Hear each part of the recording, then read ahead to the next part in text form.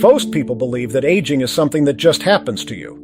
That one morning you wake up and your body has simply decided to slow down. But after 30 years in medicine, I can tell you that is not how it works. Aging is not random, it is not inevitable, and it is certainly not equal. Two people can be the same age, 70, 75, 80, and one of them is walking through the park every morning, cooking their own meals, driving to the store alone, while the other can barely get out of bed. Same decade of birth, same country, completely different bodies. What separates them is not luck. It is not genetics, at least not mostly. It is a handful of daily habits. Habits so ordinary, so deeply woven into everyday life, that most people never question them. Today I want to walk you through 5 of those habits, 5 silent patterns that are shaving years off your life right now, whether you like it or not. And then, I want to give you 3 things you can do starting tomorrow to push back. Some of what I am about to say may surprise you, some of it may make you uncomfortable. Good. That means it matters. Let us begin. A geriatrician once told me something I have never forgotten. He said, "I can tell you how long a patient has left to live by watching them walk through my door." He was not being dramatic. In geriatric medicine, the way a person moves, gait, balance, confidence, tells a doctor more about their future than almost any blood test. Mobility is not just about muscles. It is the clearest window into how your entire body is functioning. And the thing that destroys mobility faster than almost anything else, sitting. UC San Diego tracked thousands of older women and found that those who sat for more than 11.5 hours a day had a 30% higher risk of death, regardless of how much they exercised. Even if they walked in the morning, if they spent the rest of the day sitting, their risk stayed elevated. Why? Because your body does not operate on averages. When you sit still for more than 30 minutes at a time, a cascade begins. Blood pools in your lower body. Blood sugar rises. Your brain receives less oxygen. Inflammation builds. Researchers in the Annals of Internal Medicine confirmed that continuous sitting, not total sitting, is the real threat. 30 unbroken minutes is the threshold. And here is what most people get wrong. They think exercise cancels it out. A 1-hour walk in the morning does not undo 11 hours of sitting. That is like eating a salad for lunch and drinking poison for dinner. The real solution is interruption. Stand every 30 minutes, walk to the kitchen, stretch your arms, roll your ankles. 2 minutes resets your body. There is one more piece. Walking alone does not protect your muscles. Walking is cardiovascular. Your muscles need resistance, something to push against. Stand up from a chair 10 times. Press your palms against a wall. Carry your own groceries. Your muscles need to be challenged, not just transported. Sitting too long without interruption. That is habit number 1. Before we move on, if this is making you think, consider subscribing. Every week I break down one piece of health science into something you can actually use. No gimmicks, no products, just the truth. Now let me talk about something that will make some people uncomfortable. I am not telling anyone to stop taking their medication. What I am telling you is that taking too many medications without regular review may be more dangerous than the diseases they are meant to treat. This is called polypharmacy, the simultaneous use of 5 or more medications. Among adults over 75, nearly half are doing this every single day. A study published this month, February 2026, in PLOS ONE tracked 977 patients over 75. Those taking 5 or more medications had a 2.4 times higher risk of death within 1 year and 1.6 times over 5 years. Hospitalization risk was 2.5 times higher. How does this happen? Each drug is prescribed by a different specialist. The cardiologist gives you a blood pressure pill. The endocrinologist gives you a diabetes pill. The rheumatologist adds an anti-inflammatory. Each one solves a problem, but no one is watching what all of them do together inside your body. One pill lowers your blood pressure. Another makes you dizzy. A third blurs your vision.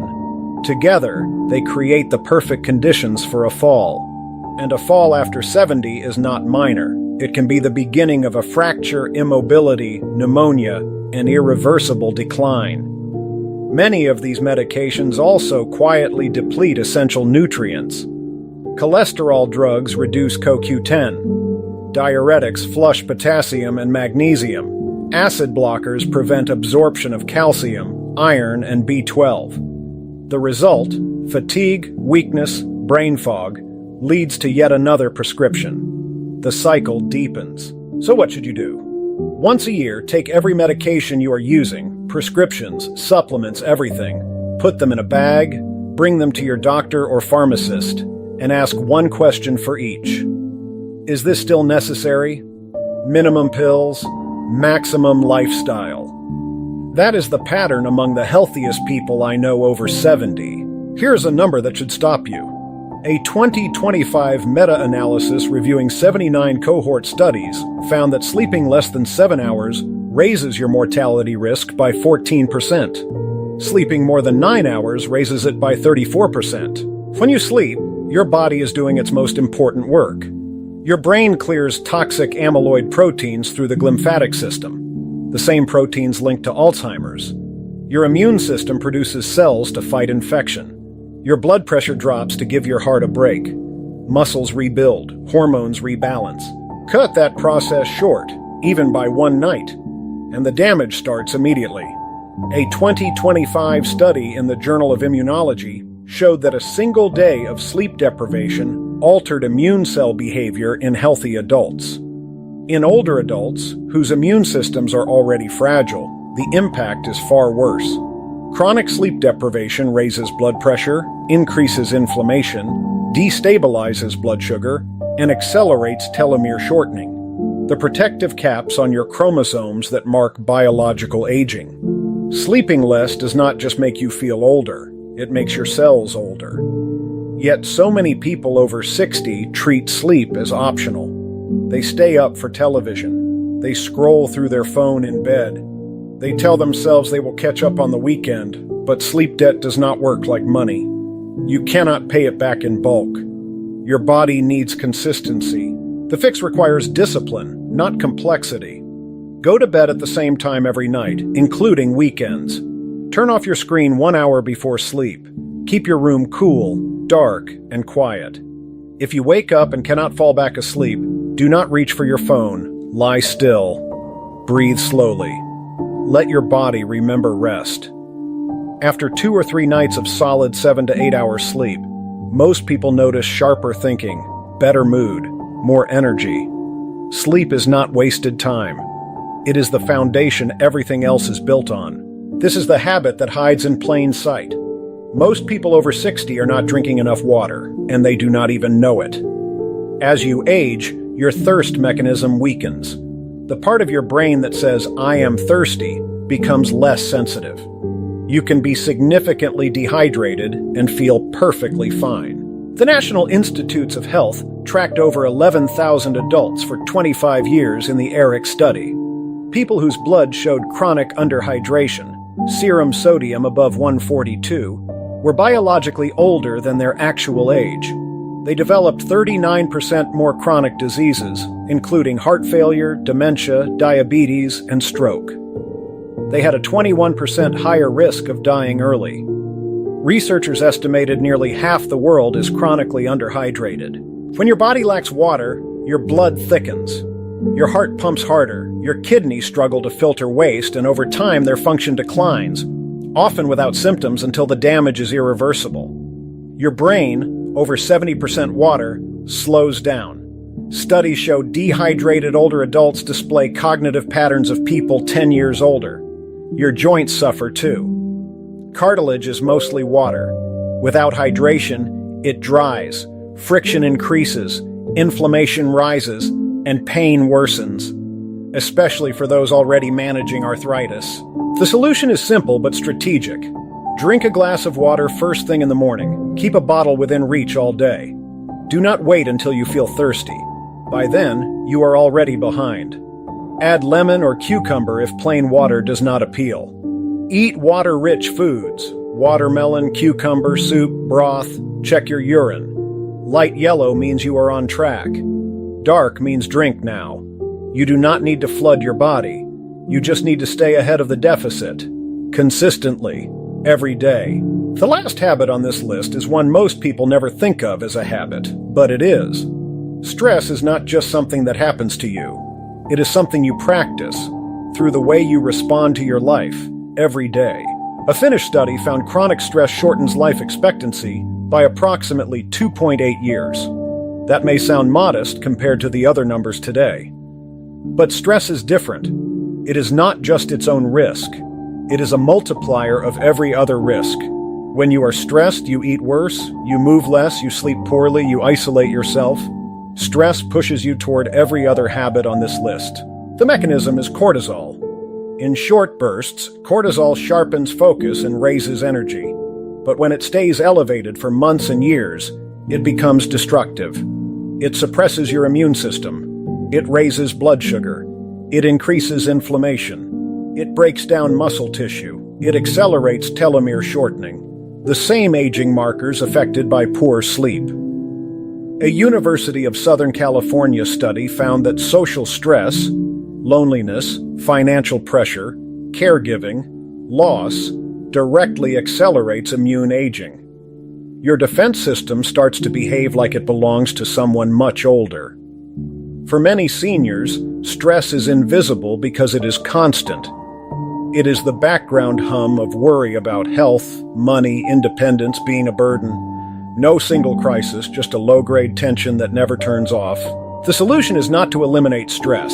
That is impossible. The solution is to give your nervous system permission to recover. A 10-minute walk. A real conversation with someone you trust. A hobby that absorbs your attention. Even slow, deep breathing for 2 minutes measurably lowers cortisol. You do not have to fix your life. You just have to let your body rest from fighting it, even for a few minutes a day. If someone you love is over 60, send them this video, not as a warning, as a gift. Because knowing these 5 habits can change the next 10 years of their life.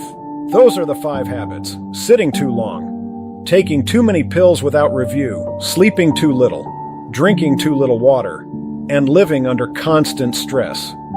Now I promised you 3 things you can do, starting tomorrow, to fight back. These are not dramatic lifestyle overhauls. They are small daily acts of resistance against decline.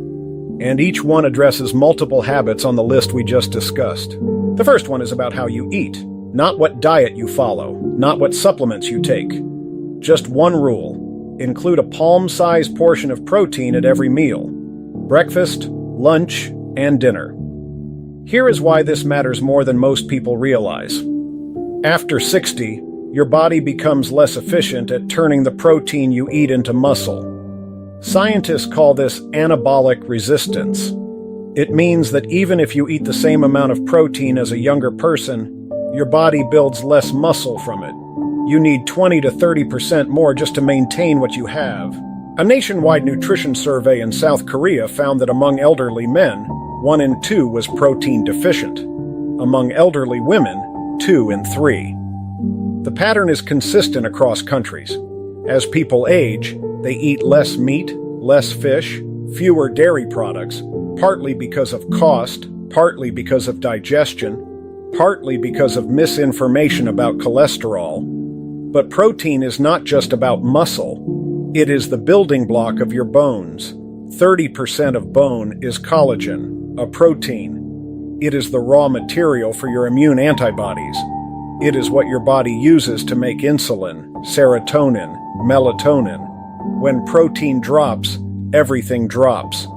And here is the critical detail most people miss. Your body cannot store protein the way it stores fat or carbohydrates.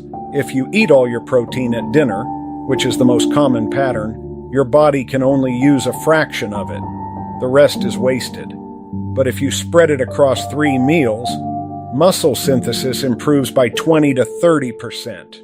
So tomorrow morning, add 2 eggs, or a cup of Greek yogurt, or a handful of walnuts. At lunch, add a piece of chicken or a serving of tofu. At dinner, keep doing what you are doing. The change is not in the total amount. It is in the distribution. The second habit takes 2 minutes and costs nothing. Every 30 minutes, stand up. That is it. Stand up, stretch, walk a few steps, sit back down. Reset the clock. Do it again in 30 minutes. This single habit directly counters the number one killer on our list, prolonged sitting. It restores blood flow, it reactivates your muscles, it pulls glucose out of your blood.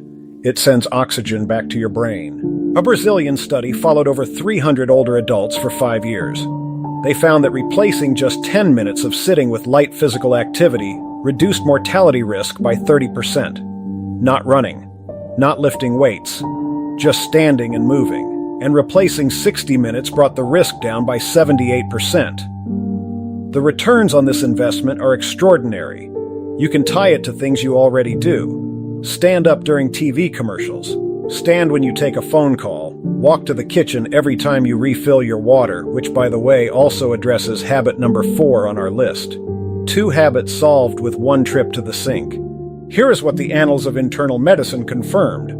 People who sat for the same total hours but broke it into shorter blocks had significantly lower mortality than those who sat in long, unbroken stretches. It is not about how much you sit. It is about how long you sit without stopping. A geriatric researcher once pointed out the absurdity of modern life.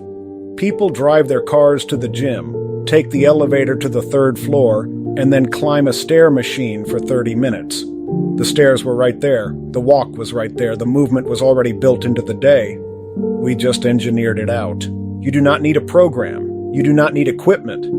You need a kitchen timer or a simple alarm on your phone. Every 30 minutes it rings. You stand, you stretch, you sit back down. After 1 week, your body starts expecting it.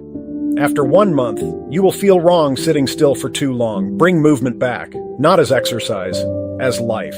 The 3rd habit happens at the end of your day. I call it the 10-minute reset. And it quietly addresses 4 of the 5 dangers we just discussed. About an hour before bed, you do 3 things. Always the same 3, in the same order. First, drink 1 full glass of water. Not because you are thirsty. You probably are not, and that is exactly the problem. After 70, your brain stops sending the thirst signal reliably. So do not wait to feel it. Just drink. This single glass helps your kidneys work through the hours when you are not drinking anything else. It keeps your blood from thickening while you sleep. That is habit 4. Dehydration handled. Second, look at tomorrow's medications. Open the pill case and check each one. Ask yourself, do I know what this is for? When was the last time my doctor reviewed it? If you cannot answer both, write it down and bring it to your next appointment. This 5-second review has helped patients I know remove 2 or 3 unnecessary prescriptions over a couple of years. 2 pills that were doing nothing except adding risk. That is habit 2, polypharmacy, addressed. Third, put your phone in another room, not on silent, not face down on the nightstand, in another room entirely. The blue light from your screen suppresses melatonin, the hormone your body needs to fall asleep naturally. But beyond the light, the phone keeps your mind running. News, messages, worry, comparison. Your brain cannot shift into rest while it is still processing new information. Removing the phone protects your sleep. That is habit 3. And it lowers the late-night anxiety that keeps cortisol elevated. That is habit 5, stress. 3 actions, less than 10 minutes combined. Water, medication check, phone away. It is not glamorous, no one will write a headline about it. But it touches dehydration, polypharmacy, sleep deprivation, and chronic stress in one quiet routine. I did not find this in a textbook. I built it by tracking what made mornings feel worse. Every bad morning traced back to something done, or not done, the night before. The body you wake up in tomorrow is being built right now, tonight, in the hours before you close your eyes. You do not need to overhaul your life. You need to change your last 10 minutes. If you have watched this far, you are not here by accident. You are here because you care about living well. If this channel helps you do that, I would be grateful if you hit subscribe. It helps more people like you find these videos. I want to leave you with something I read recently. There is a study still ongoing at Scripps Research in California. A geneticist named Eric Topol has been sequencing the genomes of people he calls superagers, individuals who have reached their 80s and 90s with no major chronic disease, no cognitive decline, and full independence. What he found surprised everyone. These people did not share a single unique gene. There was no longevity gene that set them apart. What they shared were patterns of how they lived, not how they were born. They moved throughout their day. They ate simply but consistently. They slept well. They stayed connected to other people. And they paid attention to their bodies, not with obsession, but with quiet, daily respect. The 5 habits I shared with you today are not a death sentence. They are a mirror. And the 3 habits I offered are not a cure. They are a direction. You do not have to change everything. You just have to change something. And the best time to start is not next Monday.